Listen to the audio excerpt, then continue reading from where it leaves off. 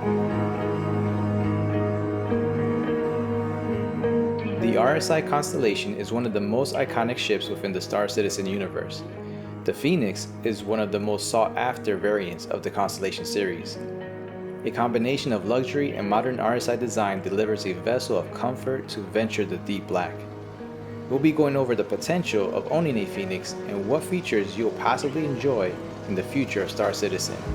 Let's first start with the specs.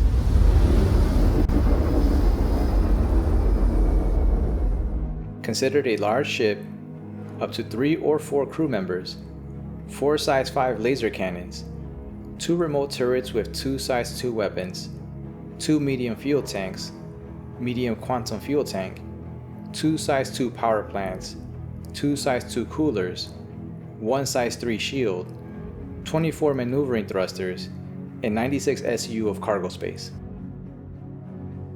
The Phoenix was primarily designed to facilitate elite tourism and VIP transport, but can also serve as a command ship for an organization. The ship comes stocked with a Lynx rover and the P-72 Archimedes, completing the luxury travels from ground to air with a snub ship that can provide scouting or personal transport in various scenarios.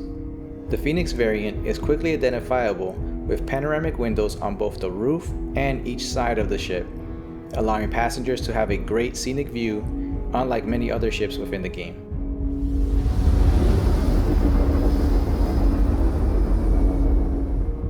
Typically, large ships have to consider their length for suitable landing areas. However, the landing gear of the Constellation is set towards the back half of the ship, allowing you to land with a smaller footprint than most large ships its size. Keep in mind, if you're coming in for a landing too hot, you may tilt the ship forward on impact since there is no landing gear towards the front of the ship. This is not a major issue, just a small note to keep in mind when landing.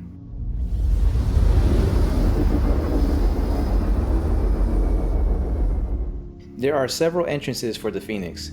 You have a main elevator lift that brings you into the habitation area, which also includes a top hatch to enter from EVA. There is also the cargo bay elevator that brings you in just under the passenger cabin. And finally, although it's a very specific scenario, you can dock towards the rear of the ship with an Archimedes. If there were any changes I would recommend, it would be adding a docking port for large ships on one side of the Phoenix. This will not only provide a grand entrance to the luxury cabin of the ship, but also bypassing the crew quarters or any mechanical areas, providing a luxury experience from arrival to departure.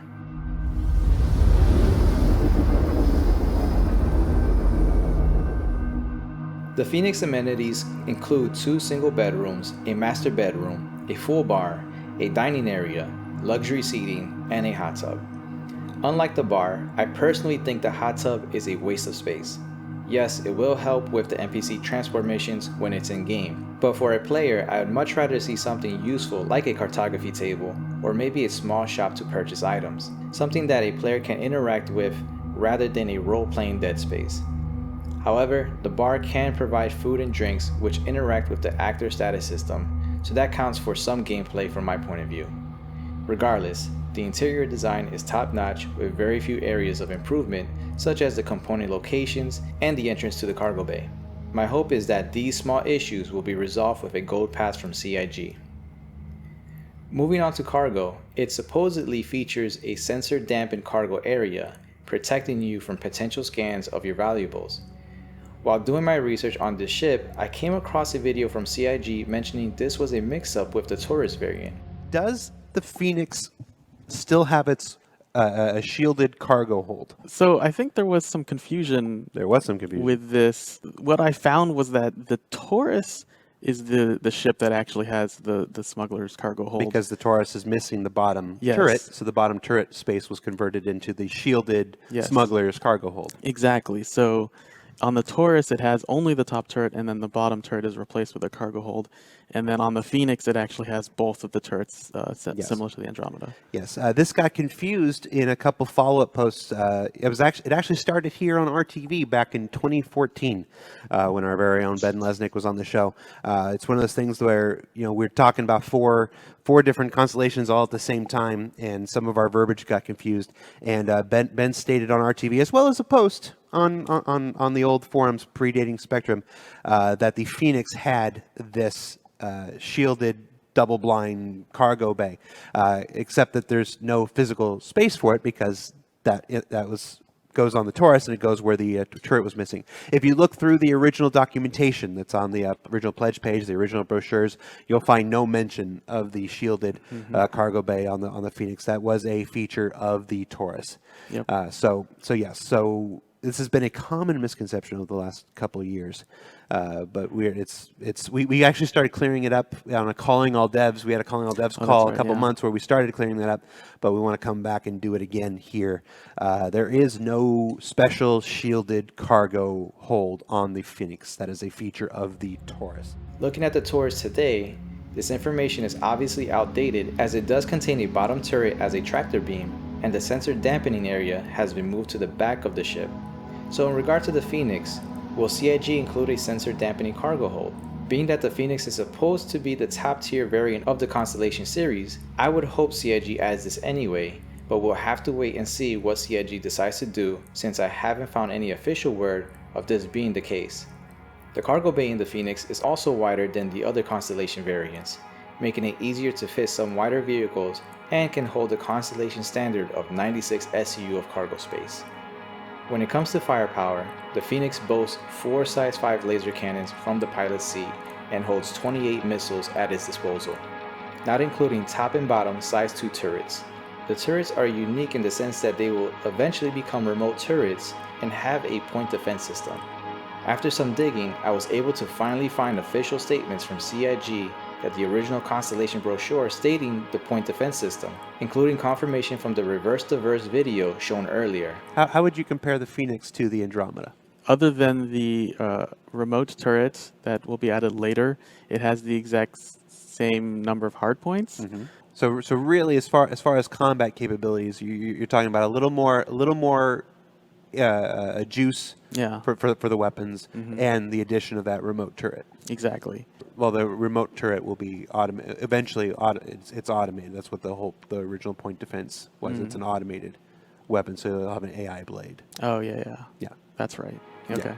This is a huge advantage when defending itself against missile attacks and eases off pressure of restoring component health during a battle with the AI blades handling the weapons. It has been said that the Phoenix will have better armor than the Andromeda. To what extent, we'll have to wait and see.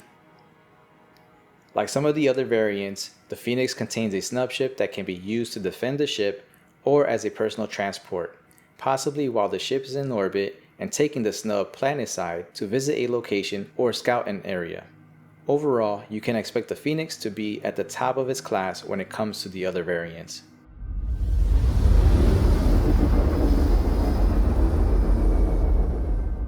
When it comes to the design and silhouette of the Phoenix, it's essentially the same as its sibling variants. RSI as a brand features a more military and industrial design according to CIG's brand bio and positioning. However, with the Phoenix having a VIP luxury purpose, you could say it leans heavily towards high design to compete with Origin and Crusader, which are the only other manufacturers to offer VIP transport at the moment. Its white base coat matches what you would expect from an Origin ship with strong RSI aesthetics. At the moment, with future maintenance gameplay coming online with the release of 4.0, it's hard to judge the level of difficulty you may encounter making sure components are running at peak performance, since physicalized components have yet to be implemented to the Constellation. Looking at the current ship design, components are expected to be accessed within the bridge and towards the rear of the ship. During an attack, hustling back and forth from those areas may not be ideal, especially if you have VIP guests on board. I do believe the Constellation is the biggest ship you can handle as a solo player inefficiently, but I'm also curious on how CIG plans on bringing the Constellation up to speed with a gold pass.